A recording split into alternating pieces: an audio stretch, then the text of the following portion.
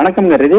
கர்நாடகா மாநிலத்துல சட்டமன்ற கூட்டத்தொடர், பட்ஜெட் கூட்டத்தொடர் இன்று காலை தொடங்கி நடைபெற்று வருகிறது. தற்போது பட்ஜெட்டுக்கான அந்த அறிக்கையை மாநில முதலமைச்சர் சித்தராமையா படித்து வருகிறார். குறிப்பாக இன்றைய பட்ஜெட் அப்படின்றது பாத்தீங்கன்னா கர்நாடக வரலாற்றில் இதுவரை இல்லாத சாதனையாக மாநிலத்தின் முதலமைச்சர் சித்தராமையா தனது 17வது பட்ஜெட்டை இன்றைய தினம் தாக்கல் செய்துள்ளார். அதாவது ஏற்கனவே குஜராத் மாநிலத்தில் தான் அந்த பஜுபாய் வாலா என்ற ஒரு அந்த முதலமைச்சர் 16 தடவை பட்ஜெட்டை தாக்கல் செய்தார். அந்த சாதனையை முறியடித்து இன்றைய தினம் முதலமைச்சர் சித்தராமையா 17வது பட்ஜெட்டை தாக்கல் செய்து தற்போது உரையாற்றி வருகிறார். குறிப்பாக கர்நாடக மாநிலத்தில் அந்த கடந்த 3 ஆண்டுகள் நடந்த அபிவிருத்தி பணிகள் குறித்து விளக்கியுள்ளார். அது மட்டுமல்லாமல் இன்றைய தினம் ஒரு முக்கிய தகவலாக மாநிலத்தில் அதாவது கொரோனா காலகட்டத்திற்கு பிறகு இந்த சிறுவர்கள், சிறுமியர்கள் அதிக அளவு மொபைல் பயன்படுத்தி வந்தனர். அவர்கள் மொபைலை பயன்படுத்த இன்றைய தினம் அந்த அமைச்சர்களை ஆலோசனைக்கு பிறகு இந்த பட்ஜெட் கூட்டத்தில் ஒரு அறிவிப்பை வெளியிட்டுள்ளார். குறிப்பாக 16 வயதுக்கு உட்பட்ட சிறுவர், சிறுமியர் அந்த சமூக வலைதளங்கள் மற்றும் செல்போன்களை பார்க்க தடை என்ற ஒரு அறிவிப்பை வெளியிட்டுள்ளார். இது